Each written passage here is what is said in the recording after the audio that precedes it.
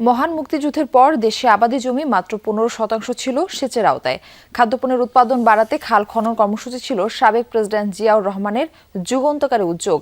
Bangladesh Institute of International and Strategic Studies BIISS জার্নালের report অনুযায়ী 1979 থেকে 1981 সালের মধ্যে 26,000 কিলোমিটার খাল খনন ও পুনরুদ্ধার করে সেচের আওতায় বাড়িয়ে কৃষি বিপ্লব হয় পুরো দেশে।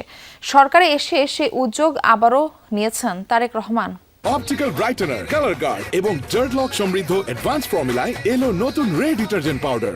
ভূগর্ভস্থ পানির উপর চাপ কমিয়ে উপরিভাগের পানি ব্যবহার করে সেচ সম্প্রসারণের মাধ্যমে কৃষি এবং মৎস্য উৎপাদন বৃদ্ধি, দারিদ্র্য বিমোচন, খাদ্যে স্বয়ংসম্পূর্ণতা অর্জনের লক্ষ্য নিয়ে 1980 সালের ডিসেম্বর মাসের শেষ সপ্তাহে পঞ্চগড়ের বোদা এবং আটোয়ারির সীমান্ত সাতখামার এলাকার ঠিক এখানেই পাথরাজ নদীর উপরে খাল খনন কর্মসূচির উদ্বোধন করেছিলেন তৎকালীন প্রেসিডেন্ট জিয়াউর রহমান।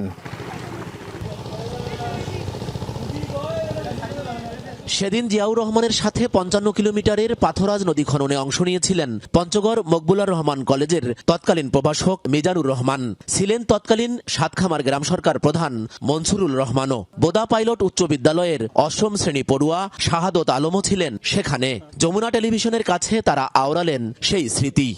জনসভায় আই রেড আউট মেমোরেন্ডাম, আমি পাঠ করেছি এবং আমার এই মানপত্র প্রেসিডেন্ট জিয়াউর হাতে তুলে দিয়েছি। আমি এবং প্রেসিডেন্ট জিয়া বিসমিল্লাহ করে আমরা মাটি কাটছি এবং ঢালি দিয়ে মাটি উঠাই দিয়েছি। উনি প্রথম চোট দিয়ে মাটিটা টুকুরিতে উঠাইলেন, তারপর আমরাও আমাদের আপন টুকুরিতে মাটি উঠায় সাইডে ফেলে দিয়েছি। বক্তব্যে বললেন যে এই খাল খনন করা হচ্ছে, এখানে মাছ থাকবে প্রচুর, পানি থাকবে নদীতে, প্রচুর পানি থাকবে, এই পানি দিয়ে সেচ দিয়ে আপনারা চাষাবাদ করতে পারবেন।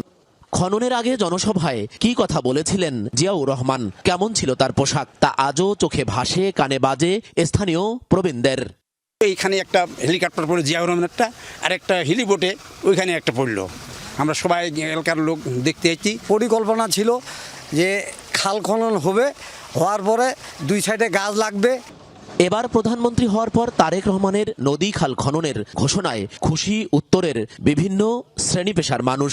দুর্নীতিমুক্ত প্রকল্প বাস্তবায়ন চান তারা। খাল খনন থাকলে আমাদের কৃষি বিপ্লবের উন্নয়ন হবে, প্লাস এই বিলে কিন্তু আমরা প্রচুর পরিমাণে মাছ ধরতে পারবো। মাছে ভাতে বাঙালি, এটা যাতে আমাদের এই খাল খননের মাধ্যমে এটাই হয়। তারেক রহমান যে উদ্যোগটা নিছে খুব ভালো, যেন আমাদের কাজ 100% যেন হয়। ত্রয়োদশ জাতীয় সংসদ নির্বাচনে বিএনপির অন্যতম ইশতেহার ছিল নদী খাল খনন, যা বাস্তবায়নে তোড়জোড় চালাচ্ছে সরকার। সারা দেশে ছুটে বেড়াচ্ছেন পানি সম্পদ মন্ত্রণালয়ের দায়িত্ব পাওয়া মন্ত্রী ও প্রতিমন্ত্রী।